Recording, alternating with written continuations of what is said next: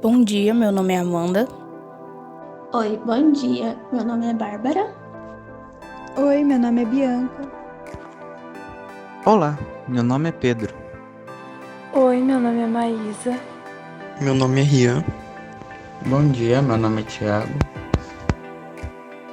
E hoje iremos falar sobre a União Soviética, mais especificamente sobre a era stalinista e a era Khrushchev.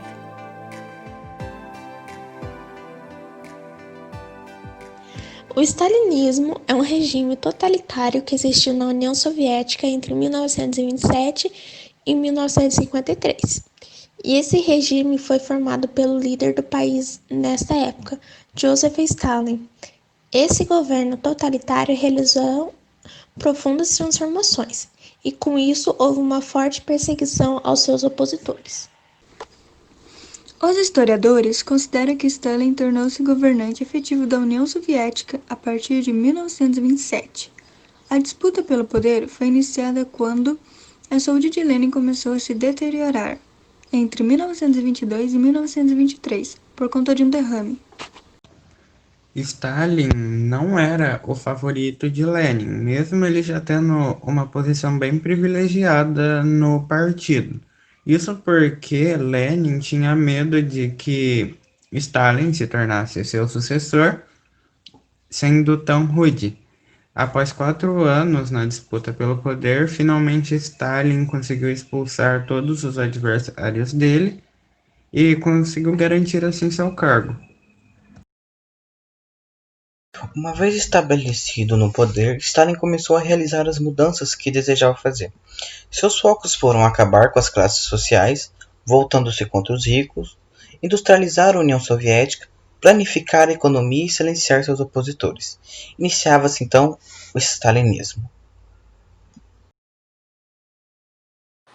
Algumas características do stalinismo são a economia controlada inteiramente pelo Estado, o governo discricionário, que se baseava somente nas vontades do líder, o culto à personalidade de Stalin, a criação de um grande aparato de propaganda política, a criação de um regime de terror que impôs perseguição aos opositores do regime, a perseguição à religião, a militarização da sociedade, a burocratização do serviço público, a imposição da censura e muitos outros são características deste governo.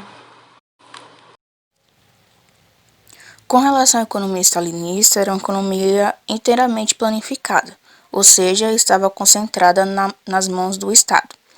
Stalin ele interveio diretamente na agricultura.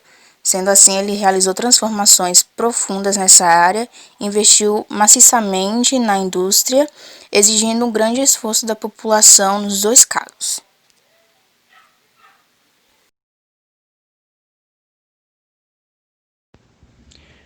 Diante do panorama que a Rússia se encontrava depois da Primeira Guerra Mundial, Stalin focou no desenvolvimento econômico e industrial do país, através da aplicação dos planos quinquenais. Este plano consistia em desenvolver uma categoria econômica específica para modernizar a União Soviética o mais rápido possível. Para tanto, planejava-se os objetivos daquele setor para um período de 5 anos. A primeira categoria que recebeu o plano quinquenal foi a agricultura, com a coletivização das terras. O regime stalinista se apropriou de terras cultiváveis e distribuiu as fazendas do Estado e fazendas cooperativas. Contudo, a coletivização das terras inicialmente resultou num grande fracasso, pois não houve uma preparação adequada e se trabalhava até a exaustão para conseguir alcançar as metas impostas pelo governo. Os camponeses que se opunham à desapropriação de suas terras foram mortos, deportados para a Sibéria ou deslocados de suas zonas de origem. Ele mesmo passava com as regiões que foram incorporadas à União Soviética, como por exemplo a Ucrânia, onde milhares de pessoas morreram de fome no episódio que passou a história como Holodomor. A era stalinista, como o próprio nome já é relacionado, vai terminar com a morte de Stalin em 1953, sendo seu sucessor o Nikita Khrushchev, que começa denunciando todas as atrocidades cometidas por Stalin durante o seu governo.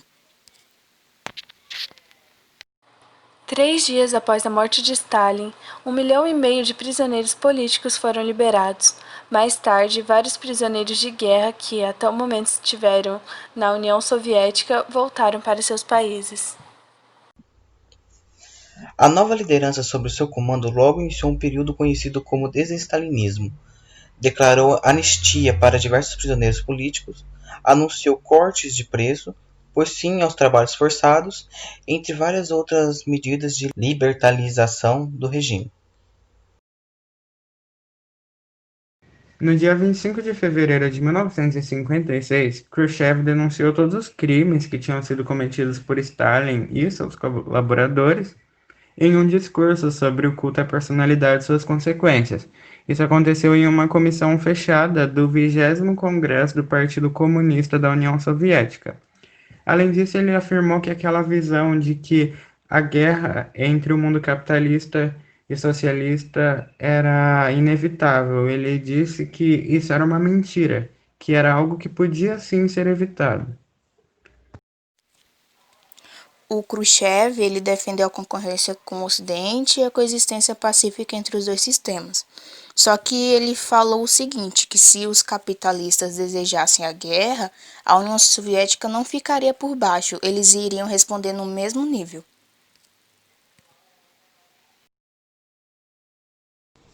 Khrushchev afrouxou as restrições, liberando milhões de presos políticos.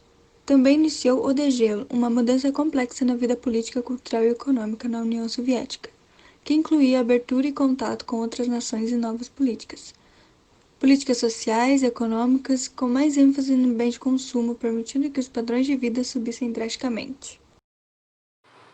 Em contrapartida, reintroduziu campanhas antirreligiosas agressivas, fechando muitas igrejas e casas de culto. Esse afrouxamento causou forte impacto sobre outros países da Europa Oriental, incomodados com a influência soviética em seus assuntos. Khrushchev aproximou Moscou dos países da África e da Ásia que acabaram de conquistar a independência do colonialismo europeu. Em setembro de 1959, tornou-se o primeiro líder soviético a visitar os Estados Unidos. A ajuda aos países em desenvolvimento e a pesquisa científica, especialmente no ramo da tecnologia espacial e de armamento, marcaram a União Soviética como uma das principais superpotências do planeta. É lançado pela primeira vez na história o Sputnik 1, que orbitou a Terra em 1957. Os soviéticos também enviaram o primeiro homem ao espaço, que foi Yuri Gagarin, em 1961. Khrushchev tentou realizar reformas em vários campos. Na agricultura, o Estado incentivou os camponeses a produzir mais em suas terras privadas, pagou mais pelas safras produzidas em fazendas coletivas e ajudou a que investissem mais pesadamente na agricultura. Houve vários momentos de tensão na política externa também, como por exemplo em 1959, quando ele se encontrou com o presidente norte-americano Eisenhower, e no ano seguinte ele ainda se reuniu com John Kennedy. A política também teve grande tensão quando ele mandou construir o Muro de Berlim, que dividiria a cidade alemã ao meio, impedindo a evasão de pessoas da parte sob influência soviética. Já em 1962, Khrushchev tentou instalar mísseis em Cuba, com uma história de que conteria uma eventual ofensiva norte-americana. Essa história causou tanto pânico na opinião pública que ficou conhecida como Crise dos Mísseis. A ruptura com a China, o Muro de Berlim e a crise dos mísseis abalaram o prestígio de Khrushchev em seu próprio país. Além do que, seus esforços para melhorar as relações com o Ocidente esbarraram na hierarquia militar. Por último, a reorganização partidária causou tumulto em toda a carreira de comando político.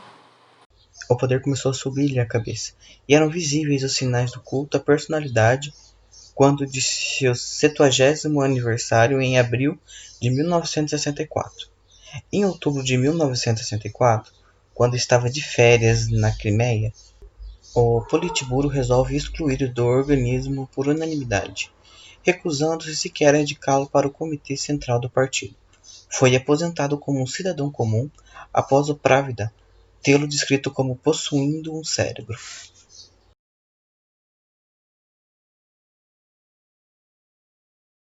E assim finalizamos a nossa apresentação. Muito obrigado pela sua atenção.